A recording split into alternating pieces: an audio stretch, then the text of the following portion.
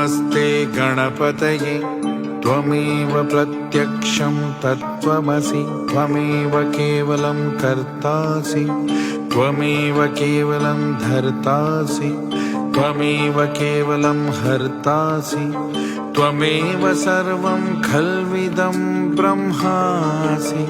त्वं साक्षादात्मासि नित्यं त्रितं वच्मि सत्यं वच्मि अवत्वं मा अववक्तारम् अवश्रोतारम् अवदातारम् अवधातारम् अवानुचानमवशिष्यम् अवपश्चातात् अवं पुरस्तात् अवोत्तरात्तात् अवदक्षिणातात् अवचोर्ध्वातात् अवोदरात्तात् सर्वतो मां पाहि पाहि समन्तात् त्वं वाङ्मयस्त्वं चिन्मयः त्वमानन्दमयस्त्वं ब्रह्ममयः त्वं सच्चिदानन्दाद्वितीयोऽसि त्वं प्रत्यक्षं ब्रह्मासि त्वं ज्ञानमयो विज्ञानमयोऽसि सर्वं जगदिदं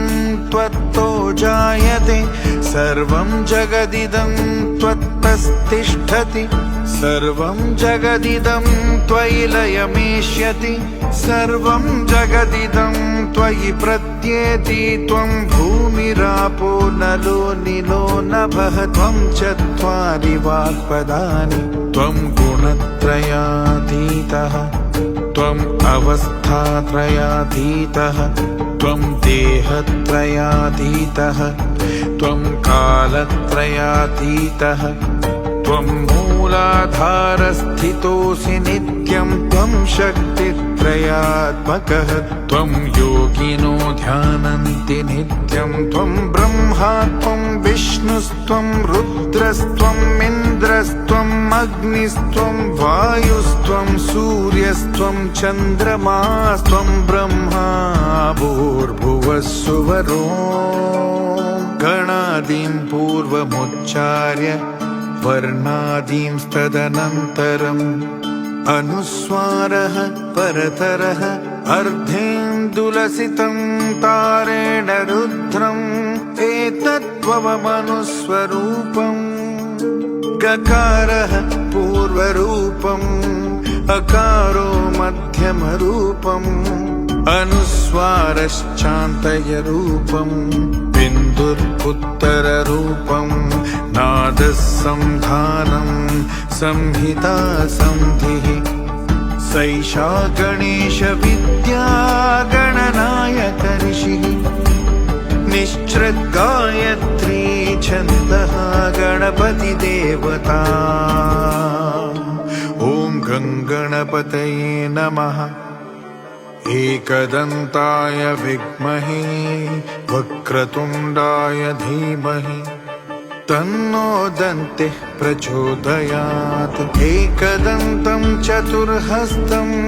पाशमङ्कुशधारिणं रदं च वरदं हस्तैर्बिभ्राणं मूषकध्वजं रक्तं लम्बोदरं शूर्पकर्णकं रक्तवाससं रक्तगन्धानुलिप्ताङ्गं रक्तपुष्पैः सुपूजितं भक्तानुकम्पिनं देवं जगत्कारणमच्युतम् आविर्भूतं च सृष्ट्यादौ प्रकृतेः पुरुषात् परम् एवं ध्यायति यो नित्यं स योगी योगिनां वरः नमो व्रातपतये नमो गणपतये नमः प्रमदपतये नमस्तेऽस्तु लम्बोदरायैकदन्ताय विघ्ननाशिने शिवसुताय वर्धमूर्तये नमः ॐ सहनाववतु